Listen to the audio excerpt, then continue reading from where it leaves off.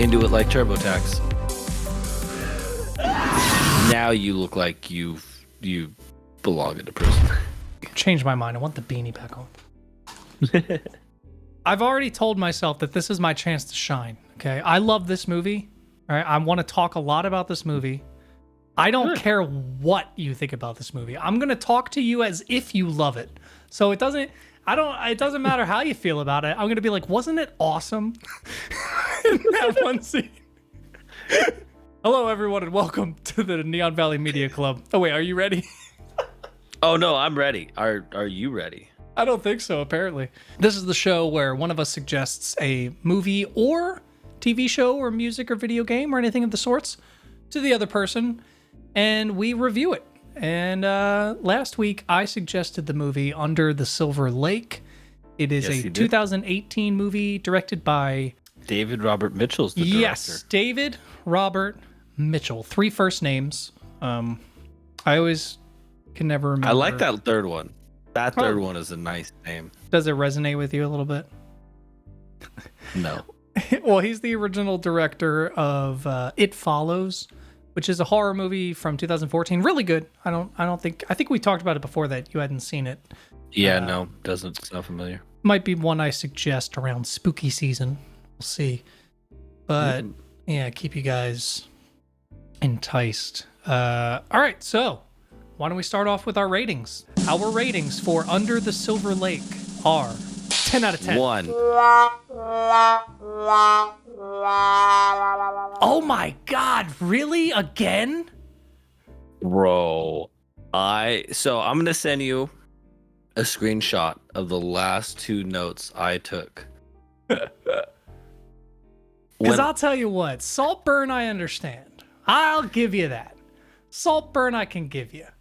But this movie, I genuinely think is a masterpiece. Like, I love this movie. It's not even ironic. This isn't a Southland Tales. This isn't a Saltburn.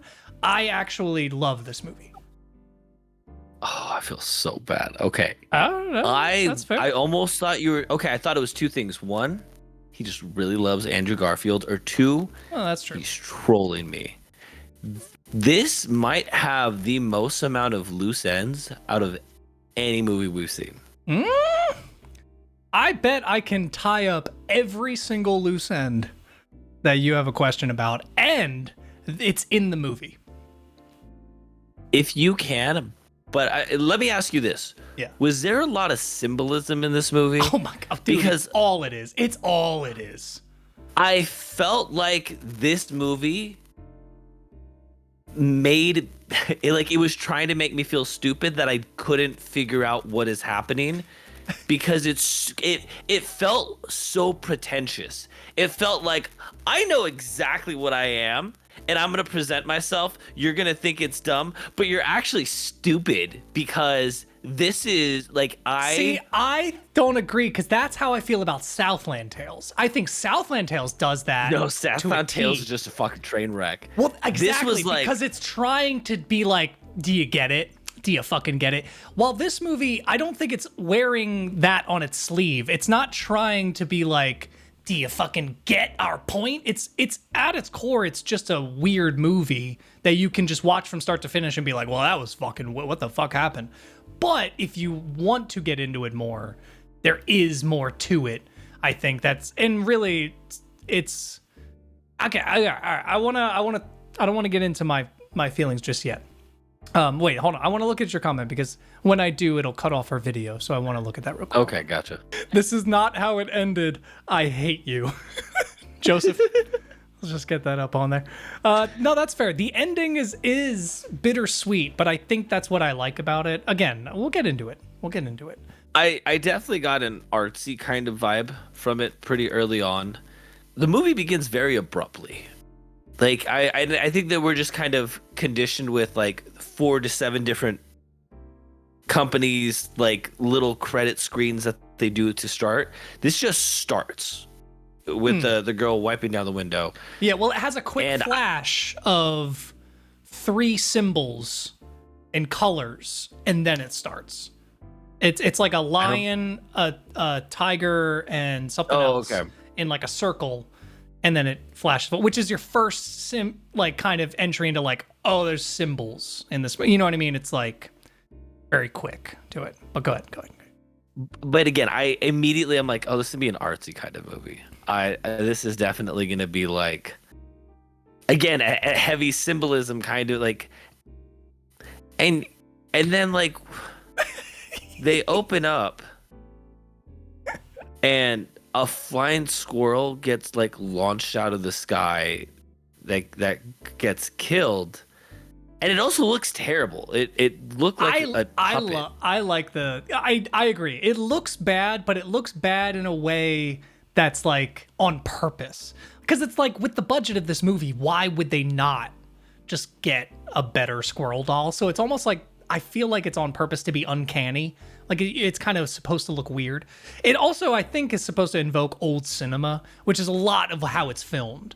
This movie has a lot, the lighting, the angles they use, the pacing that happens. That is very like early. Such a fucking slow movie. Oh my God. Early cinema. And it's funny you say that, because I agree, but I think it goes by so quick, because like, I think it's paced slowly, but I looked down at the clock and I was like, oh fuck, the movie's halfway done. It's like, oh shit. And then it kept going, and then it was over. And I was like, oh, again, it's over? This movie took forever. And then he's a peeping Tom. So right off the bat, I'm like, so he's a bad guy. Is it a peeping Tom if she's on her balcony being very blatant about it?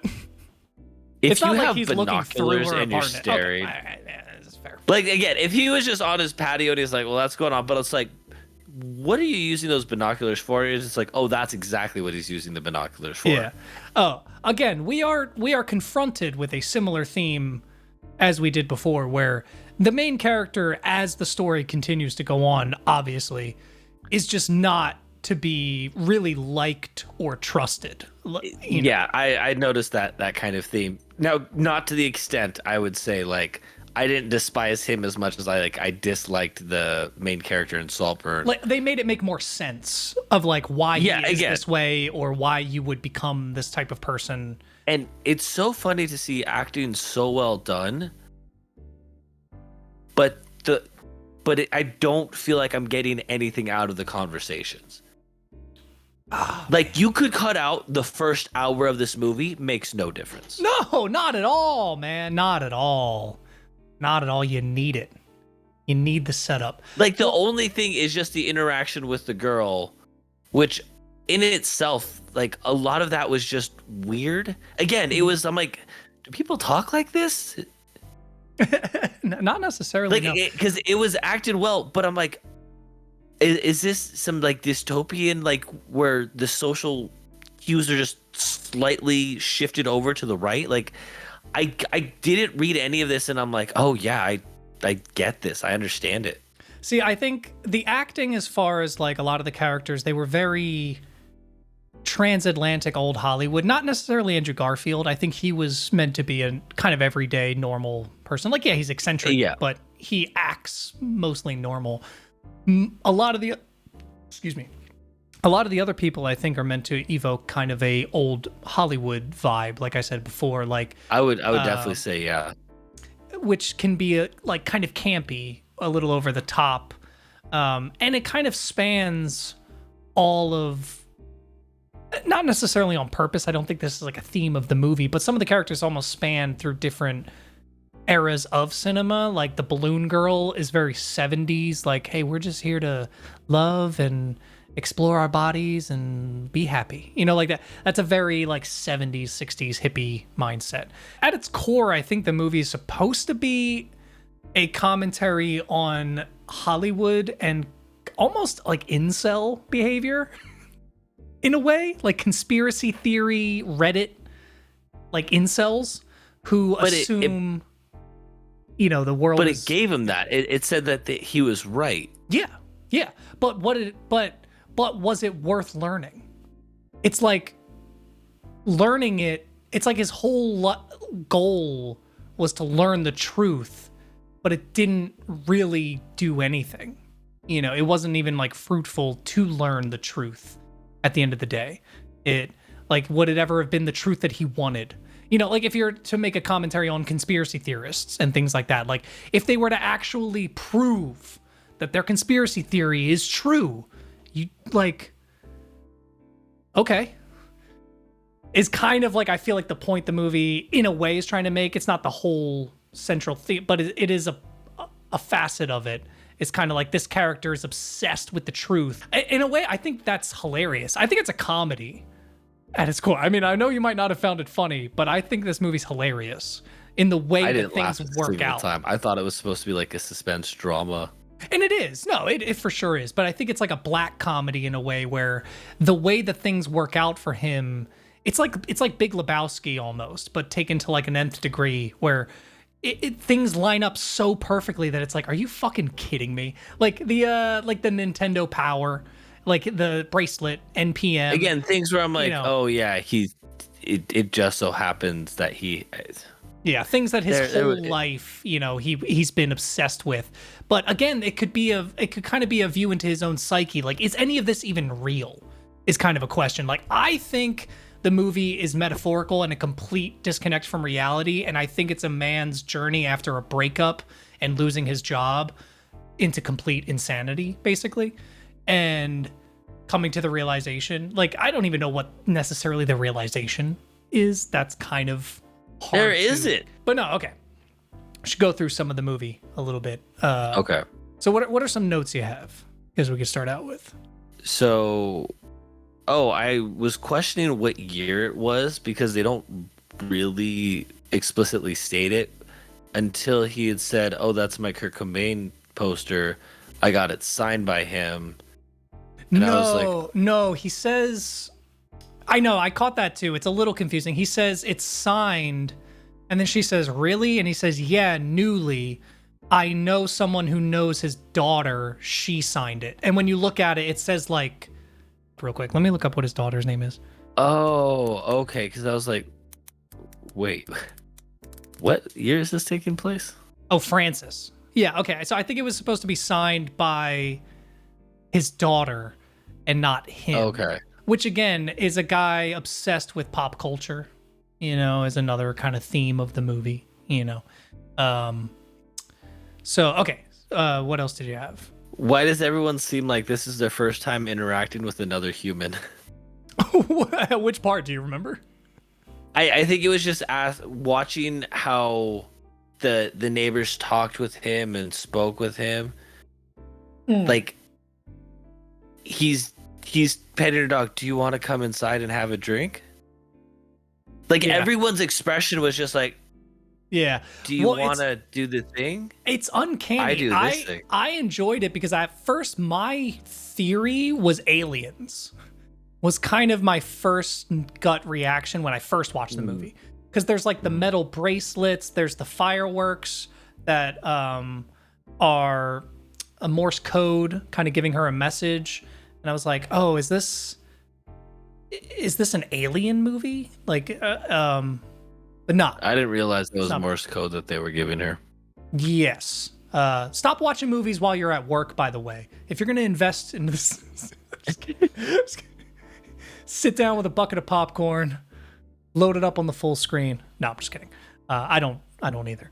Yeah, I really liked it. I think that his introduction, I think it's interesting that if this movie was made like 10 years ago, it would be seen differently than it's seen now, which is kind of the point, I think, where his character almost isn't like that creepy, but he is creepy. It's like, who's the Disturbia with Shia LaBeouf? It's like he's almost like yeah. It's almost like he's that character, but in that movie, you're meant to be like on the side of Shia LaBeouf, even though he's a weird fucking voyeur looking in on his neighbors and like peeping on him.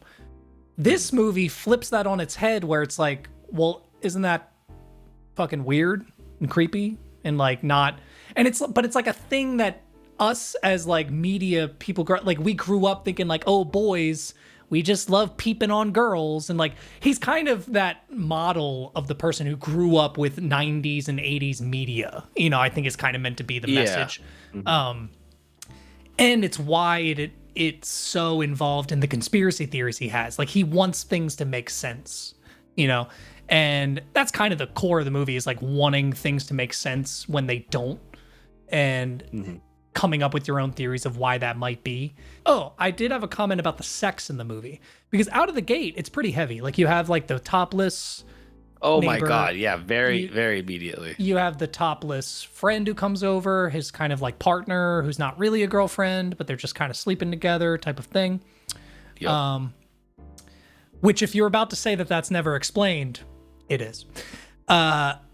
Really? When? We'll get there.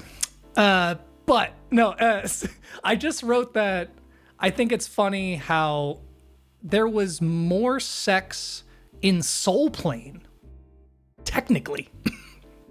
But the sex in this movie stands out more because it's like actually saying something, it was like with it's more part people. of the movie. Wait, what do you mean? Because a lot of the sex was just like the one couple. That's fair. But I mean, who else has sex in this movie other than that beginning? Right? That's just the beginning. Wait, in this movie or Soul? Yeah. Oh, this movie. This movie. Oh, this movie. Because I'm saying there's not more people who have sex in this movie, because it's just Andrew Garfield and that girl, right? I don't think anybody else fucks. Well, the girl in the beginning, and then he there's sleeps nudity. with the neighbor at the end. Oh yeah, that's true. But you don't see it. It's not like a gratuitous sex scene. They just show them laying together after the fact. But that's what I'm saying. It's like there was more sex in Soul Plane, like physically more sex on camera in Soul Plane. Wow. But the sex in this movie sticks with you more. But I think that's on purpose. Oh, again, kind of going back to the first time interacted with humans. So when her friends get back, and then she's like, "Oh, you gotta go," he walks out and leaves, and not a single person in the room looks at him. Mm-hmm. Well, they're beneath him. And once you learn later why, it makes sense. But it's, not clearly stated. I guess. But yeah, it just, again, it felt weird. Then I was like, there is ominous music playing, and then kids key up his car, and I was like, these kids deserve it. I'll say it. Like, they deserve to get their little ass kicked. I thought that was the one thing that you weren't gonna like. I was like, you know what? He might like this movie, but I bet him beating the shit out of that little kid, Mitchell might have a problem with that. That's so funny that I literally thought the opposite of this. I love that scene. Not because I love him beating the shit out of the kid. Oh no. It feels like that's the moment of like an incel getting their revenge. It's like, well, of course he can beat the shit out of a little kid. Like, they're fucking little kids. Kid. Yeah, it like that was the moment that he snapped. Yeah, that again. And with everything that was going on, which at that point I had even written a note questioning, like, wait, how do you live in this place and you don't have money for rent, but you have that car? But that gets explained later. Yeah, which again, I think which they actually never say what he does. Well, didn't he like say that he's not doing anything currently? Like he told somebody that. But even what he did before, what? Yeah, they never talk about what he do.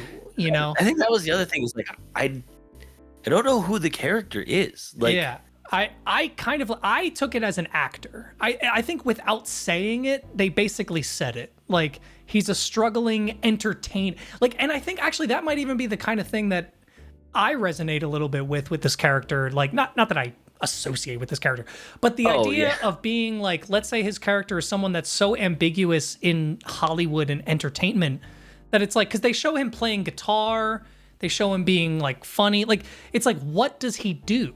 But it's like, maybe he doesn't even know. Maybe he tried doing some acting. Maybe he tried doing a band. Maybe try doing a thing. Like, they never... So maybe he is just floating as a person, which they talk about later, which his view of homeless people.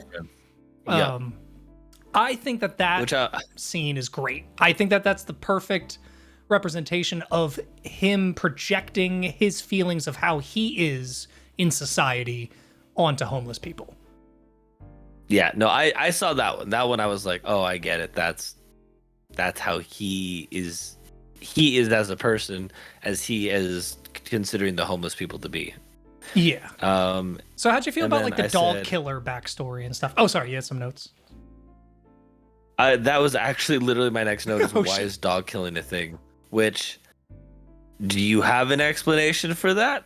So I believe that the dog killing is meant to be an allegory for women, because they even have a moment in the comic where Andrew Garfield's reading the backstory of like the dog killer, and he says that in Hollywood he was a famous actor who got jealous of the rise of dogs in film. But when they say that, they show a woman coming out of the audition room. And I think it was this idea of him hating women for just like, but and so I, and because even later in the movie, there's women literally barking at him. And this Again, that was something I was like, I don't understand what is happening with yeah, this. I think it's like dogs equals bitches equals women. It's like, and that's like the Hollywood mindset. Like this, it's like how the movie industry just cycles women through the process, and how they make men, like incel men, think that they should feel about women is like, oh, well, they're all just bitches. They're all just dogs, you know? And I think that that leans into him possibly being the dog killer at the end of the day. I don't know, though. I don't think so. I wanted to get your opinion, but I don't feel like you were invested enough in this movie to even have an opinion on that, but I want to know how you felt about it. For a little bit, I thought about it, but again, this movie doesn't give you any back. They introduce something, and they're like, "This is a thing." Well, I think they give you We're not too going to much, explain it. right? Because it's like, if all they gave you was him kind of having a disgust for homeless people, carrying the dog treats in his pocket, saying that he had a dog once, being very friendly with dogs, but never having a dog, I think that that would insinuate he's the dog killer, for sure. But the fact that they add that second layer of him having the ex, which I think is kind of the tying bow on this whole movie. I think that's where the whole thing comes full circle. But having that ex that he relates to the dog, and saying that maybe if he had the treats in his pocket, maybe one day his ex would come back. But that also kind of feels like a flimsy excuse for him possibly being the killer, and just get, I don't know. Because I love the scene where the king hobo is like, why do you have treats in your pocket? Because clearly, like, hates the dog killer, loves animals, and like wants to find out if that's him. But anyway, okay, so I will continue. But yeah, so again, on that dog thing, like, I didn't get anything from it. Like, again, if you didn't have that dog portion of the story, and again, the symbolism thing, it makes sense, but they don't ever say it. And not say that they need to say it like word for word, but there were so many things that are kind of slightly implied. Like, I don't know what I'm supposed to be like looking for as like the message or the story that it's trying to tell. I think it requires, I don't mean this in the way where the movie, like you were saying, it's not being like, hey, we're smarter than you, fucking figure it out. I don't think that's what it's necessarily doing. I think the movie's presenting you with an interesting puzzle that you can piece together. And whether or not you care enough about the puzzle to actually finish it is kind of the question at the end of the day. It's literally how puzzles work, right? It's like, if someone gives you it, whether or not you care enough to finish that puzzle is going to dictate whether or not you finish it and actually like see the final picture. And this was a movie that when I first watched it, of course on my first watch, after I was like, what the fuck just happened? Like, I didn't know. It's not like I was like, oh yeah, so women are like dogs, and like I think that he's the model for modern Hollywood. No, I didn't do that, because I was just like, what the fuck happened? But it made me want to look into it more. It's almost why I wished you didn't watch it today. I wish you would have watched it a couple days ago, because I'm interested to how this movie would have sunk in with you after a while. Like, thinking about it later, would you have had different thoughts, different opinions, been like, oh, well, why did that happen? And then is this it? Because I feel like it is a movie that sticks with you no matter what. Because even though you gave it a lower rating than Southland Tales, mind you, or the same about, you're talking about it in a different way. You seem to have still some kind of respect for it in a way, but you just have no interest in it. Does that make sense? Like, No, yeah, that's like it's because I think it's like what I picked up as the pretentiousness of it, that I'm like, well, if I'm not a fucking like film person, then I'm just not gonna understand this. and that is part of it too. It has so many like references to and not that that's the main part of the movie. Oh, but it I'm does. terrible when it comes to references to things, because like we could, if you don't believe me, go back and just watch literally any one of our streams, or not streams, any one of our episodes, and he's gonna bring up a movie and I'll be like, I don't know what you're talking about. And that does not help when it is like a very film symbolic storyline, because again, like, so does the Hobo King represent something as well too then? Because again, it, to me, I'm like, you're just like throwing in characters and more situations. It was like, let's add this, now we're gonna add this, now we're gonna add this, and I'm like, I'm still trying to figure out what happened with the goddamn squirrel that fell out of the sky. I thought that was gonna have some we didn't even relevance. talk about that. I think that the squirrel is just a bad omen. I think because like in a lot of odysseys and stories in the past, there's usually a moment that shows that things have taken a turn. This is the setting off point or the change in the story. And I feel like even though there's no context, so it's just uncanny and weird, I think that first moment is just for you to go, oh, this is going to be weird.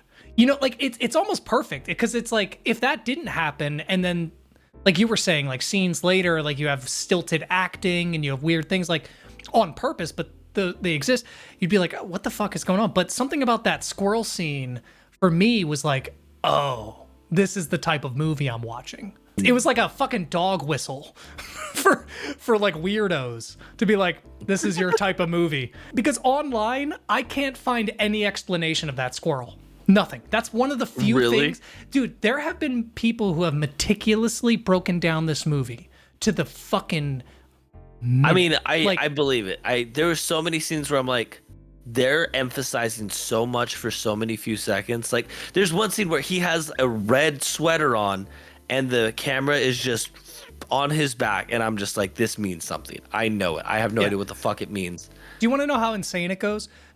So those symbols I pointed out when the intro starts, where it's like the animal heads. Yeah. Apparently, you are supposed to take the first letter of every animal and then line them up into a code. And I actually can't remember how it starts right now, or even what it is. Because again, I love that, because I'll make my point here about this, where I have complained otherwise about like Southland Tales, Willy's Wonderland, all that. I was about to bring up the Willy's Wonderland comic. It's that it doesn't try to explain what's happening. It's not like by having that code, you now have some deeper understanding of the main plot of the movie. It's like an Easter egg. And to the point where literally at the intro, when it's cutting through the cafe after it shows the Beware the Dog Killer thing that she's wiping off the graffiti, there's a character wearing a t-shirt with all animals inside of circles that looks like an old like 90s like kind of shirt. That literally translates to Beware the Dog Killer in the letters of the. So again, it doesn't affect the plot, but it's a cool little fucking Easter egg that they put into it.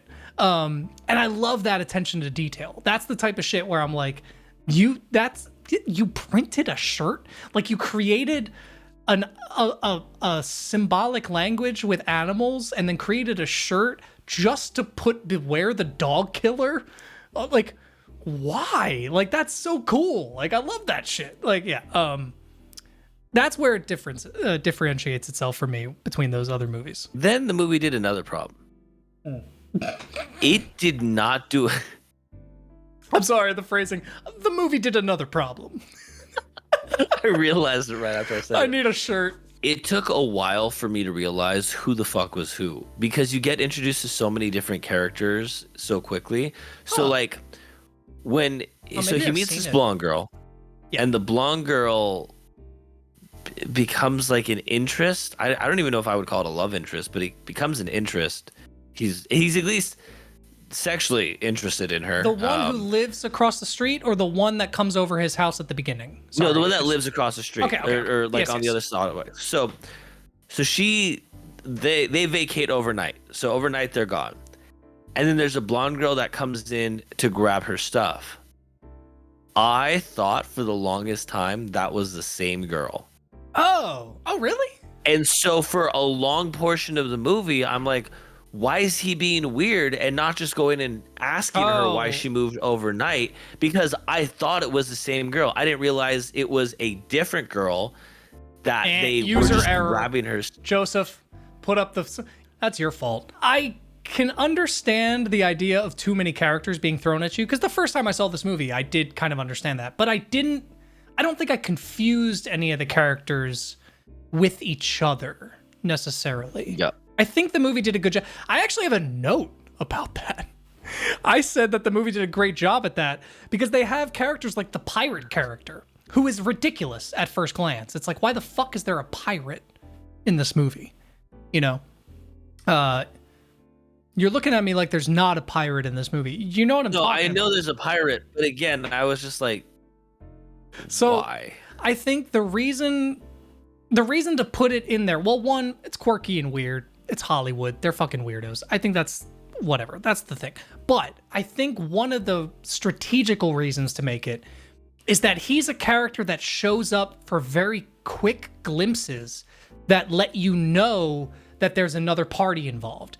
And if he didn't have such a clear, obvious visual cue, like you're saying, that too many of them look alike, then it wouldn't connect. Because there's a moment where the actors from the movie he sees at the graveyard, remember, he's like, oh, are you in this movie? And they get into the limo, and then for a split second, you see the pirate, and then he shuts the door. If that was any other character, you wouldn't even notice. But I almost thought it was genius that it's a pirate character, because it's like, well, I immediately clocked who that is, and I went, oh wait, they're involved. How are they? You know, it's like a film noir that keeps you connected with all these people. I don't know. I love it. I just love this movie, man. Yeah, I literally confused characters and then was more confused by characters' actions throughout because of that. Oh, and then when he decides to approach the girl in the women's bathroom and then like, you look like a fucking psychopath. Like, no normal person does that. Of course. Yeah. No, yeah. That was weird. And it's almost like, actually, at first, it might be innocent, right? It's only when he gets aggressive. Like, if he had just been like, hey, okay, I'm sorry, I shouldn't have done this, I'll get out of here. But he's just like, hey, bitch, what the fuck? And grabs her. It's like the second she spat on him, he should have been like, okay, you're right. I shouldn't be in here. I fucked up. Yeah. And really, that moment and the moment with Jesus. Yeah. And the kid, I guess. And like, the kid. But that he was has kind of weird warranted. temper. Yeah, but that though I was just saying, like I'll say the kid one was warranted. Yeah, the bathroom and the Jesus one were the only two where they're not quite warranted for that level of aggression. Like, no. I mean, maybe the Jesus one, if he, because to be fair, like you were saying, he was right. There is a secret message. It did lead into a thing. So of course he assumes that Jesus would be involved. It's funny I keep having to say Jesus, but yeah, people are gonna hate me. I don't care. This is my time. Okay, I love this movie. I've been obsessed with this movie for like a year and a half and have not been able to talk about it at all with anybody because nobody has seen it ever. So I don't. This is my time. Okay, this is our show. We can do whatever we want. I don't care. We're talking about it. We skipped over notes that I have. I'm gonna talk about them. Damn it. All right, talk about your notes. What did you think the bird was saying? That's a note I have. It's literally a note I have. Dude, I have birds, and I was trying to listen. I had no idea what the bird was saying. I was trying to like actually hear ocean. That I heard ocean or some shit. My theory, I know you should watch this again, but you probably won't. But if you did, I think it's Hollywood. Hollywood. The theme of the movie. All right, when the girl comes outside with the dog, when he's like feeding it. Yep. I love that scene because, again, it's paced awkwardly, but it's paced exactly like an old cinema movie where he looks up and then she steps out of her doorway, and it's literally like a minute-long sequence of her just slowly stepping out. Forever. But the light is like perfectly cascading, like just on her eyes, and she's wearing the big frilled hat, and it's like, oh, hello, neighbor. And there's something about that vibe and tone that I just love. And like it like harkens to that old Hollywood but also being uncanny and almost kind of like creepy at the same time. I love it. I love that. This is kind of stuff that hints to later in the movie, which again, I think ties up stuff that doesn't really make sense, but as a whole, it was clearly a picture that was meant to be. She literally says, does she say it, or is it someone in the movie they're watching? God damn it, I have it quoted here. But it's a quote from, I think, the movie they're watching, where she says, it's just a great big room with nothing but rich millionaires and us. Oh yeah, it's the movie they're watching with the 3 actresses that she has dolls of on the countertop, you know? Yeah. Which all have coded words under the thing that you can decipher, that people have deciphered. I haven't gone into all that. That's fine. I love it, but it's fine. But the being in a great big room with nothing but rich millionaires and us is literally where she ends up at the end of the movie. And it's something that she says, like, I've always loved this movie. I was obsessed with it. Like, it's her character arc is literally never changed throughout the entire thing. It's like, I love that type of thing. How do you feel about that? I just didn't understand what purpose it served. Like, she just accepted her fate. The rich millionaires doing their bomb shelter ascension with women and I that's literally all I can take from it. Like, I don't understand. You don't find that interesting? Where it's like, yeah. But you don't even find it like a little interesting, where it's like, because one, it could kind of be a take on like how people view the Illuminati. Like is this the reality of the Illuminati? You know, like if you were to be confronted with realist, and it's almost a joke. Again, it's almost supposed to be kind of funny that this is the reality of it. But also, I think it's interesting that like they're literally doing what pharaohs did, and like is it any different than what the richest people of other times have done? But we revere them in a different light because they were of a different time, a different culture, a rich person just buying themselves a cavern to live in and die in a rich tomb with all of their best things and brides. It's like literally a pharaoh. So it's like, but we're okay with that. Like, you know. Well, it's because like that we can't affect that. Like that happened. Like, of course, yeah, but you know. What are we supposed to do about it? You know. But I guess that's the other thing. It's like so complacency, just because you're right, but it doesn't matter either way. So I mean, at the end of the day, because it's just like settle. Well, because look at it this way: it's like people say ignorance is bliss, but does that also mean that apathy? That would also have to mean that apathy is the answer, because it's like if ignorance is bliss, once you learn the truth, your only other choice is not caring. Because then the other choice is what? Going insane? Killing yourself? Killing everyone? To be part of a change. But what change? What was he going to do? You know, and that's kind of what I think the movie does a good job at. Is like, even though it's unrealistic, it's uncanny, it's unrealistic, but they do a good job at making it seem like helpless. Like what can he do? There's literally a system that has made it so that the TV shows he's watched since a child has sent out messages to the elite and rich people that he get. Like, what do you do? I'll tell you this. I wouldn't have drank the poison. Wouldn't have eaten the cookie. I wouldn't have turned my back to a potential enemy. Wait, which part? Like, there's a room of 4 people. It's the one guy and the 3 girls. He literally passes a sign that said, "This is dangerous place." And when he's talking to the girl on the phone, he turns his back to them. Like, wait, he should have just eliminated them all on the spot. The ones in all the white robes. Oh, yeah.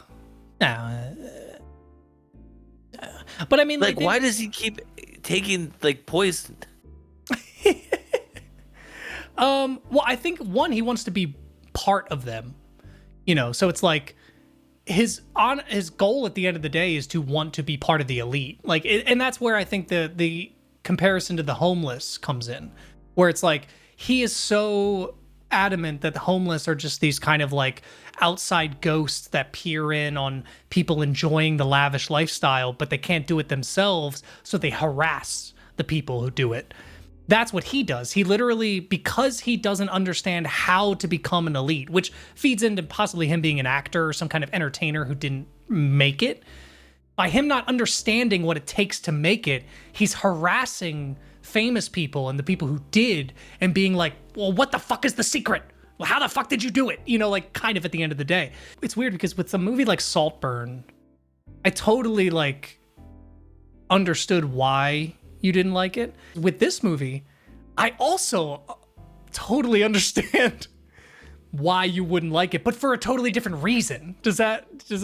Yeah, and the biggest jarring thing that I figured we would have gotten to at this point, where I'm like, doesn't make any fucking sense. The owl lady. Yes. Yeah. Is it mythical? Is it real? My theory is that it's the balloon girl, because they have a very similar physique. They have a very similar like when they're moving, they have like a similar movement. She's tied in with the elite. So she's just a random murderer? Well, she's random. They're killing people who found out too much. It's like the whole idea, like, how like Michael Jackson, like, oh, Michael Jackson was going to reveal the Illuminati secret, so they murdered him. That's who the owl, okay. That's who the owl is. Every time someone gets too close, the owl murders. So it's like the guy who knew about the box, the cereal box. Fucking love that scene. He's so funny. Which, okay. Oh my God. The line was so fucking stupid as well, because he didn't tell the police that, oh yeah, this guy has video footage 24 hours playing, so if anybody did anything, we have evidence of who did it. I think you're thinking too logically. Like, he's trying to get but I'm saying I'm being genuine. He has a goal. You are a spectator who, if you walked into a house and there was a murder and you knew that there was a recording, of course you would fucking tell somebody that. He has a goal that he's trying to find out something. So if he told the police, he wouldn't be able to watch that tape. So if he wants to just watch the tape. Do you know what I mean? Like, he has a goal and he's crazy. Yeah. Like that. It, like, you gotta stop putting yourself into the main character. Stop doing that. Like, I get that Naruto and all those things let you do that, but this cannot. That these are movies that do not allow that, because these aren't relatable characters at the end of the day. Like, these are characters that are meant to kind of convey some kind of message, positive or negative. I also think that they're an archetype. I think that, like, there are parts of Andrew Garfield's character Sam that are realistic. Like, I think they're genuinely human, like his hormonal kind of things, and like his confusion about his indifference towards homeless people, and not really, like, these are things that a human can confront with and conflict with and be like, oh, okay, I can relate to that. Now, when it gets to like his conspiracy theories and the fucking things, like, that's when it's like, oh, I love it how it's finally revealed in that bathtub scene where he's taking all the tomato juice, and because he got smeared by a skunk. Yeah, which was almost self-fulfilling, because he's disgusting. So when the girl comes over, she's like, oh, it smells. What's that smell? And he's like, oh, there's skunks.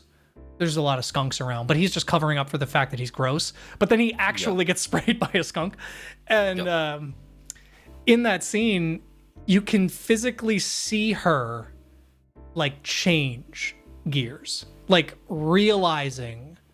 Yeah, no, because she even goes, "Are you serious?" Yeah, he's crazy. Because like, at what first, she says, "You believe." Oh, good. I should say she says something like, "You believe this crazy shit?" or "What a load of horse shit." And then he's like, "Well, if you think about it," and then she's just like, "Nope, not. I don't think about it." Yeah. Well, because like even at first she's kind of like, "Oh yeah," and then because then he brings up the Vanna White thing.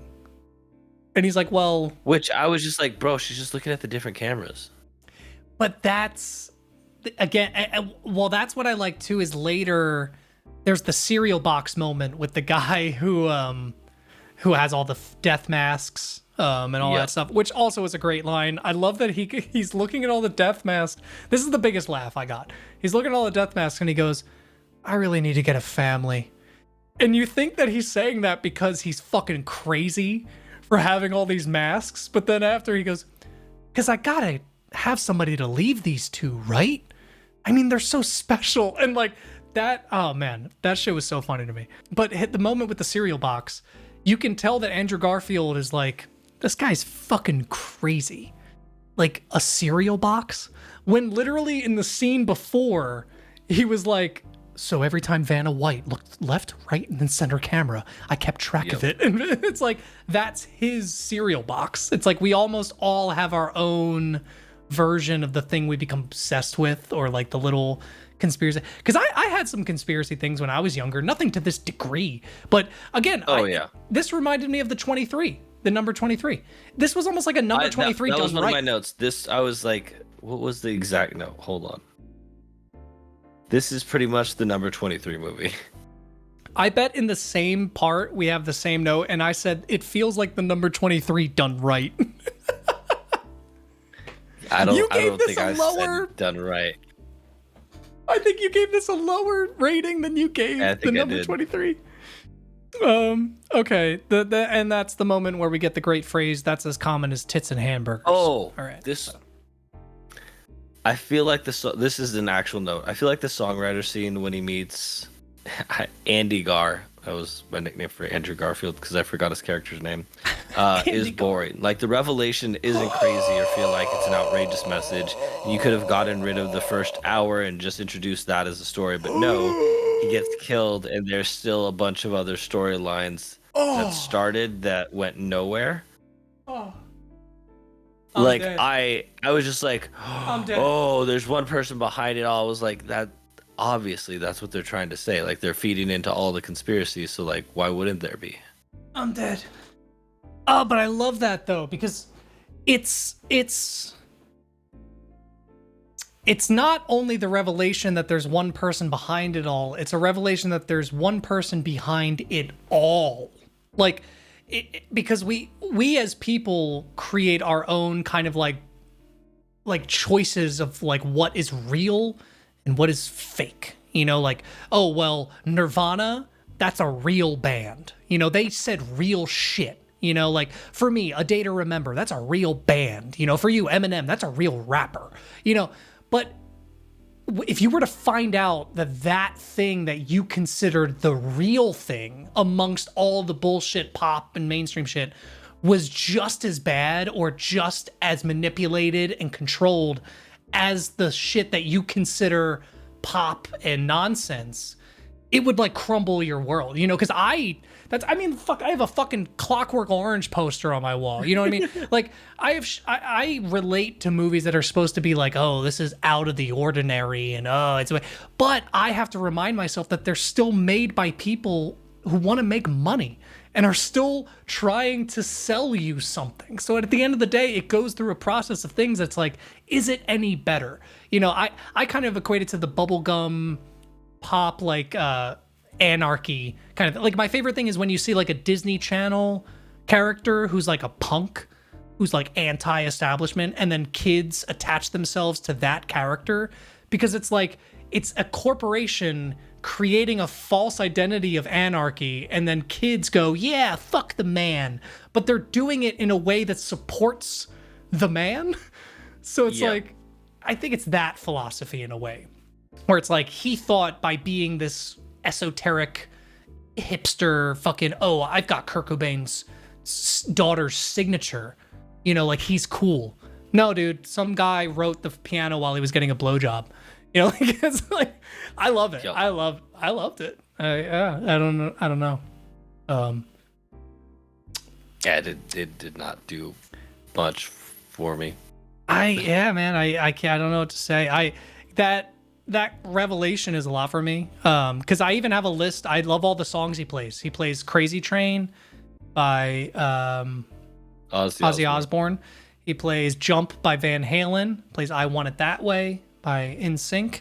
Plays the Cheers theme song, Smells Like Teen Spirit. He plays Push It by Salt and Pepper.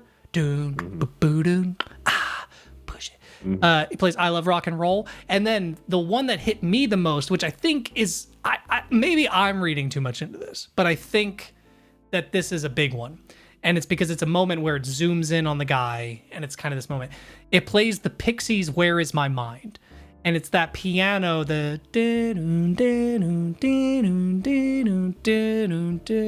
Oh, okay. The reason that has such a strong significance, I think, is because it's very well known as the Fight Club song, that at the end of Fight Club, it plays the Pixies' Where Is My Mind? And the Fight Club movie is kind of the starting point for a lot of people like this main character who think like there's a deeper message in things. You have to go looking. There's like, you know, everything has a message, like the incel behavior of like, okay, if I piece this together, then like, and like women are all bitches and like it's all about making money and progress and like that type of shit. So I feel like that moment is big for me as like a movie person because I'm like, oh, like that's calling out people who literally exist like this. Like they think like, oh, movies have a deeper meaning if you really just, you have to, like almost making fun of the people who are watching the movie itself. Like, cause you have to dig deeper into the movie. I don't know. Do you have any more notes or? There's a lot more notes. Oh yeah, Hell the yes. coyotes. Then I was like, are the coyotes? I'm sure they're supposed to mean a thing because they show up a whole bunch, but I didn't know what the fuck it meant. I don't know outright. My assumption is that the way that the Hobo King talks about them is that they are the homeless. It's kind of the way he says, like, every time you see a coyote, you might be scared of them and might want to go away, but if you follow them, they'll lead you somewhere you really want to go. And it's like, that's literally him, like the Hobo King. And also, I think, like you were saying, you asked earlier what the Hobo King or Homeless King is supposed to be like representing. I think it's representing the elite or the rich people using the homeless as a means to an end because they know that the common people don't give a fuck about homeless people. Like they can use homeless people as an interconnected society of secret agents and pay them off because who would ever notice? Nobody cares. Normal people don't give a shit, you know? And I think that's where the Homeless King comes in this interwoven connection of homeless people. It makes sense. Like I can see that explanation.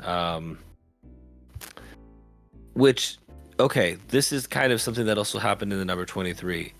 We're given no indication that animals have magical powers, but the coyote leads him to a party that he needed to be at. Yeah. Well, at least in this movie, he does outright say, I mean, he literally does say, follow a coyote. I mean, they don't explain it, but he literally, at least in this movie, they say, follow the coyote. So it's like, because, you know, I mean, you have like the old, at least this didn't do like the, what's the old trope? It's like, it's almost there, but it's like the old wise, you know, like witch who lives at, oh, let me tell you the exposition of this. Follow the coyote and then you will know your path. And then they follow it. And it's like, oh, okay. At least this was a little more mainline. Like it fed into the story. Like they're walking, he's blindfolded, he hears a sound. He's like, what's that? He's like, oh, it's coyotes. You know, and then he gives the exposition of a coyote. It's not as random or I don't know. I don't see it that way, but I understand. But then I'm like, all right, are they trained coyotes? Is it a magical? Is it a spiritual thing? I would assume spiritual. I don't think it's actually happening. I mean, it's a movie. I think this is all kind of metaphorical in a way. I don't really know. It's hard to place this movie, but that's what I like so much about it is because it has me asking so many questions, but not questions that take away from my experience of the movie. Like, I enjoy everyone's interactions. I enjoy the pacing. I enjoy the kind of mystery and film noir vibe. The soundtrack. I love the music. And then when he's at that party, him and this girl have a really awkward interaction. That like, oh, she's the girl from the billboard and they have a past. And I didn't understand any of what they're like. I didn't understand the point of that conversation. And then I was just like, you really mean to tell me this girl who's dressed really nicely at this party, this random guy in pajamas walks up, talks to her. She's gonna walk down the street holding hands. And then she's gonna get shot. She get shot. In some beautiful again, I was just like, what is happening? I don't understand. I don't know. I just, nothing connected with me. It just felt like a random series of events that, and again, I think you're right. Like the almost more old Hollywood style of filming and scenes and slow, like, it just didn't connect with me. Yeah, that part of it is fair, for sure. Even like with that character who doesn't quite necessarily like, out of the gate, it doesn't make sense. You have a guy showing up in his pajamas, but I also, and again, it might not be on purpose. I'm not trying to speak for the director or anyone or make excuses or anything, but I also think it says something for someone like Andrew Garfield, who is very handsome and kind of like naturally attractive in the Hollywood sense. And, you know, that where if he shows up to a place in pajamas, it's almost like, oh, is that like a choice? You know, it's like in Hollywood, it's like, oh, did he? Somebody at the party does say nice shirt, and I was just like, what the fuck is wrong with you people? You're all dressed nice. What? Yeah, I mean, they're all just vapid. Yeah, they can just get away with it. It's like, oh, it's a fashion statement. Like the one guy's literally wearing a blouse. Which I loved his character. We haven't talked about him at all, but he's great. He was Phineas in Stay Alive. I don't know if you've ever seen that movie, but yeah, where he's the one that brings him to the chess and hot girls party. What was it called? I forget. He just said it was something about chess and hot girls. That's all that. Again, like probably just weird Hollywood things that I don't understand. And almost, even if it's not real, I think it's supposed to kind of be making fun of it. You know, it's like satire of like rich elite Hollywood people. Oh, it's a chess and fucking drinks party, you know? But I did, the moment with Jesus, I did like on the toilet where he like pulls him off. They start with like the cheapest like soundboard fart noises when the scene first opens. And I'm like, why? I don't think I noticed that. But I think it's supposed to demoralize his character. Obviously, just make him as just nothing as possible. And it's literally they zoom in on it. It's Jesus sitting on a throne of shit. I mean, you can't get much more metaphorical than that. You know what I mean? I hadn't even realized like that was kind of a point that they were making in that, but that makes sense.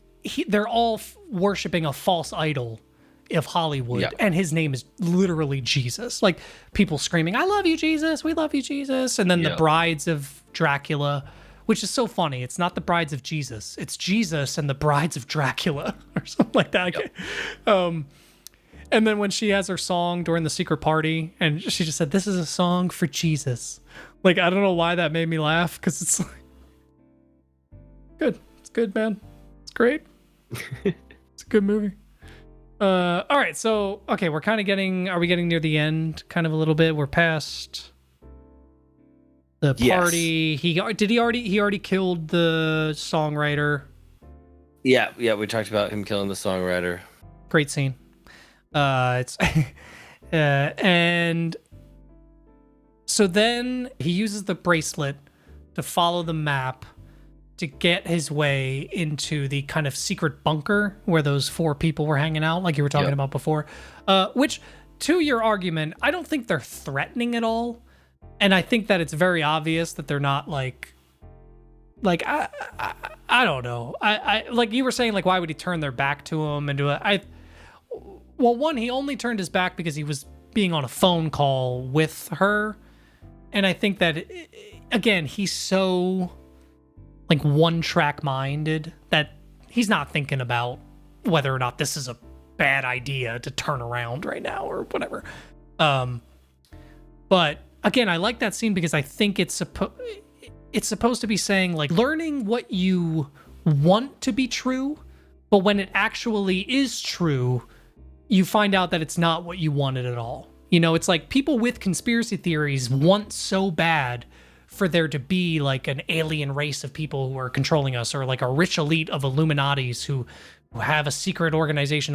But if you were to find out that's actually true, you would not want that to be your reality. You would rather it be the opposite, you know? And I think that scene does it well. I don't know. How do you feel about that? Again, I was disappointed. I was like, oh, okay, so he can't do anything about life. The rich billionaires get to traffic women, and there's nothing we can do about anything. Like, I mean, I don't mean to be really dark, but yeah. I mean, like, it's what's the reality of it? You know, like, that's kind of that's what I'm saying. truth. Like, that's the message. Not necessarily okay, see, this is where I think the confusion is that I don't think a message is supposed to tell you how to live. A message isn't always supposed to be a moral compass of like, this is how to be. I think a message is supposed to hold up a mirror sometimes to certain facets of reality and be like, have you faced this part of reality? You know, I think that's what this movie does. It's not supposed to make you relate to the main character and go like, oh, I get his trials and tribulations and I get where he's going through. It's meant to be a slice of life mirror held up to society going, this is a fucked up facet of life, you know, and what do we do about it? You know, because because I don't think the message at the end of the day should be give up. There's nothing you could do, you know, because that's not what it's trying to say necessarily, but it's showing that the message is the helplessness of our situation as people who don't have control of our lives. What do we do? What is the outcome? You know, that kind of thing. And I think, how many times do you need to get poisoned, you idiot? Technically, he wasn't poisoned by the cookie. Okay, he was just high. That was his fault. He should have assumed. Once the guy said take a bite of the cookie, he shouldn't have eaten the whole cookie. I mean, that's not, you know. But he wasn't poisoned. Oh, literally, at the end when he gets back home, and like you hear the birds, I typed out, "Is he gonna sleep with Bird Lady?" And as soon as I finished the Y in Bird Lady, it cut to the scene, and I was like, "Yep, he's gonna sleep with Bird Lady." Yep. And I don't have proof of this, and I haven't even really looked it up, but I think it might have a little bit to do with Oedipus. I think this might be a slight modern retelling of Oedipus, because every time he interacts with that neighbor, his mom is involved in some way.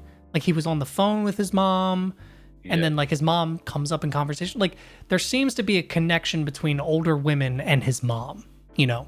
And it seems like the whole movie, similar to Oedipus, he's just trying to avoid fucking his neighbor. Like, I'm just going to do everything I can to just not fuck, like, not literally. It's not like he's literally trying not to fuck his neighbor, but I'm saying, like, if you were to look at it in the sense of at the very end of the movie, if he just gives in and does it, it's literally the story of Oedipus, where every time he tries to avoid trying to fuck his mom, he ends up fucking his mom. So it's wow. I didn't think you could make this movie any better, but yeah, wow. There's a lot of I think it's interesting because a lot of modern movies seem to take reference from like Greek mythology, and a lot of Greek mythology dives into the idea of flaws and like stories that have no good ending. You know, like you imagine like Sisyphus rolling the rock up the mountain. There is no good ending. He is always rolling that rock up the mountain. And then once he almost gets to the top, comes back down, he gets crushed, he has to roll it back up to the top again. There is no happy ending of like, no, well, he tried really hard and then one day he made it to the tip and then he was king. No, that's not Sisyphus. He's stuck. That's him. That's his life. Same with Oedipus. The idea of your fate being something you're locked into, and the more you try to fight your fate, the more you're just going to lean into it. Because like that, you know, that's for anyone who doesn't know, this is a confusion. This is a confusion amongst people. So I want to clear this up. This is the reason I feel the need to say this. People think that the Oedipus story is about a guy who wants to fuck his mom. That's not what the story of Oedipus is about. It's about a guy who learns from a fortune teller that his ending in life will be fucking his mom and killing his dad. So something along those lines. And he's like, no. So to avoid everything from that fortune teller, he leaves home. But by leaving home, he ends up at war with another faction who ends up being his dad, kills him. And then by leaving home, he ends up falling in love with a woman that he doesn't recognize as his mother, and then fucks his mom. So it's that idea of avoiding fate, but you're just leaning into it. And I think that this movie's also trying to do that a little bit. I'm sorry I just went on another one of my 5-minute rants. And this time it was about Greek mythology. Does that help at all? The red yarn and like it, yes, but it doesn't help me like the movie. That's fair. Because I also I just don't like that narrative of like fate is decided. That's fair. That's fair. That might be that could be a good topic for an episode of the Neon Valley podcast, kind of talking about fate. Stuff. Which I also wonder if it's funnier that I feel that way because I'm religious. Yeah, I don't open that door, because that was the first thing I was gonna say, and then I was like, that's why I thought, you know what, this would be a good conversation for the podcast, because literally the first thing I was gonna say is like, well, doesn't God define all of ours? Yeah, free will, baby. Yeah. To what end? So yeah, it's God. Did you say to the God end? No, I was gonna say this, and then I had nowhere to go with that. So, thanks for bringing it back. Of course. All right. So, I, at the end of the day, I'm not too surprised that you didn't like love the movie. I'm a little surprised that you're at a 1. That takes me back a little bit. But I respect it. It's your decision. At the end of the day, we have our choices. Really quick. Are there any loose ends? Because you were saying that there's a bunch of loose ends that aren't really tied up. I just want to see if there's anything that maybe I could try to tie up. I don't think it would help. I'm not saying it would make you think it's a better movie, but is there anything that you thought wasn't necessarily rounded off? No, and I'll say, like, for a lot of the things that I felt were loose ends, you were able to explain it, and then it brought up like another thing that I'm like trying to rethink about the score is I have a better understanding. I feel like a lot of it though is still heavy symbolic and heavy on references. So I was like, if I can't catch that in watching the movie, like that went like 99% of that went way over my head. Again, like the owl lady, because again I'm like, is she real or not? Because then he went to check and then she wasn't there. But then he also wasn't concerned after there was a window in his room. After the security left. What? Oh yeah. Oh, I'm sorry. I was just gonna say there was a window in his room. So I think that she might have just left. Why did she come into the window? Well, I guess it was either way. So like you were able to give explanations for it that I was like, yeah, that makes sense, but it doesn't make me enjoy the movie anymore or be any more interested in diving deeper into it. I respect that and understand it. I would be interested to ask you if you've thought about it any more next episode. Okay. Do you know what I Yeah, mean? let's do that because maybe I'll let it sink in because I had tried to do that with Saltburn and I was like, no, I just But don't enjoy this. there isn't much to really resonate with that movie because, like I said, when I watched that a second time, it went down in vote. This is a movie that went up the second time I watched it. Like I originally gave this like an 8 or 9 of the first time I watched it, but the second or third time, it became a 10. And now upon my rewatch, even this past one for our podcast, it's still a 10 out of 10. Like I love this movie, but it was kind of a slow burn. It was a salt burn. It kind of like took a little while to build. Oh, I left a bit of a cliffhanger at the very beginning of this. I'm sorry. I was explaining why they hook up, but they're not really together. The blonde girl. There's a line that the one guy says, actually, the one that was wearing the blouse, who takes him to all the parties and stuff. I think I have it written down here. Hold on. Oh, they're talking at the party. And I do like it how he kind of is on the same level as him. Like, they kind of keep saying, like, how's work? Good. Working. Yeah, man, same. Works crazy. But then they start talking about crazy conspiracy theories, you know? Yep. But he says crazy makes for good sex and then like taps him on the stomach and then walks away. He's the good sex for the blonde girl.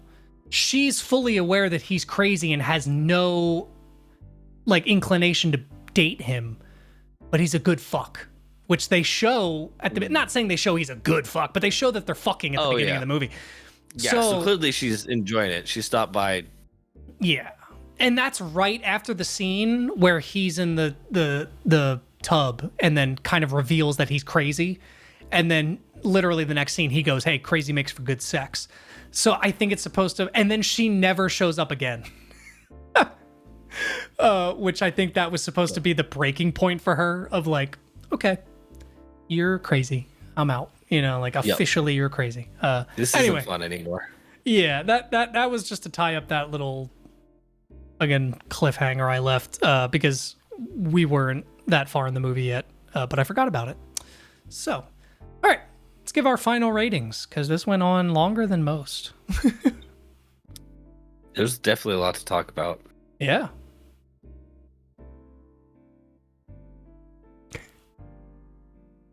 Should I go first? I almost want to give it a 2 because again, you were able to explain plot points.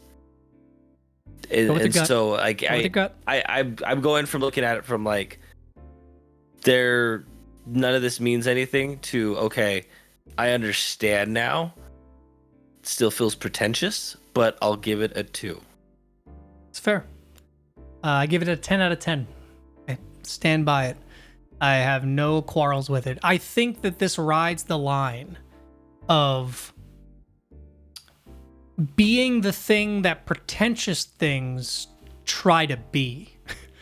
You know, because if you think about it, something that's pretentious, they come from the same like ilk. Like it's the same ingredients. It's just kind of how it all comes together and is given to you. Mm-hmm. Because like if you're making something that has a lot of subtleties and like, you know, background lore, like FNAF, you know, shit like that. Like if you're doing something like that and you do it really well, people love it. And it's like, the lore of this is great. But if someone doesn't connect with how you're doing it, then it's considered pretentious. You know, so it's like... Yeah, I think that's a fair assessment, yeah. So it's like, I connect with how this movie relays its hidden nuances, its little like symbols, its message. I love how it does that. So for me, I just fully connect with it and I want to know more about what it's doing. Now, again, to compare it to something like Southland Tales, where it's trying to make you care about it so much, where it's like, don't you want to know more about the webmaster? Don't you want to know more about the fucking virus? No, I don't care. But in this movie, I'm like, oh, who's that character? I want to know more about wait, what's this underground society? What's the cult of the whale? What is the dog? Who was the dog killer? Is it Sam? Is it like, but it doesn't make me regret watching the movie. It makes me ask more questions. It makes me want to watch it again to figure out the answers. So yeah, 10 out of 10. I love this movie. One of the best modern mystery noir classics of our time. Quote me on it. Quote me on it. I'm gonna Well, go down in history. I couldn't name any others, so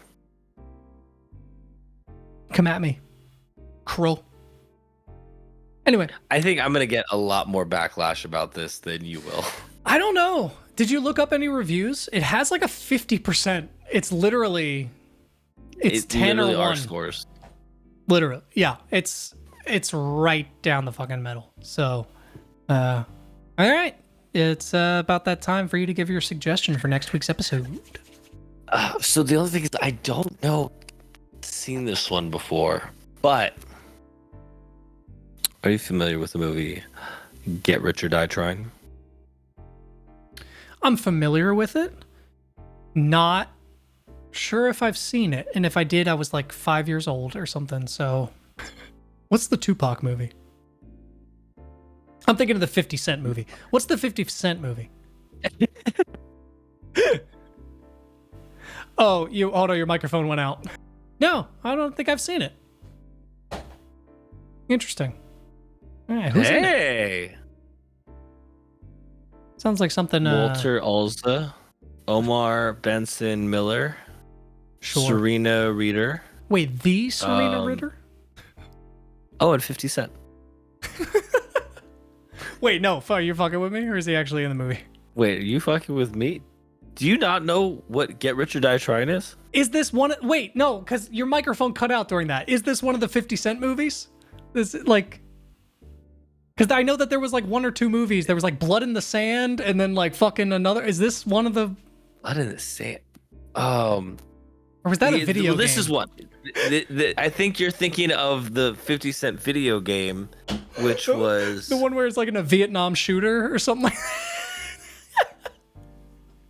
No, I swear he's in like fucking he's in like Iraq or something. I'm not making this up. It's like 50 Cent as a soldier. 50 Cent video game.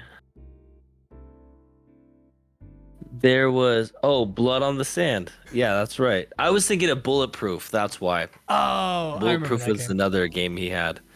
But yes, Get Rich or Die Trying is the movie you will be watching.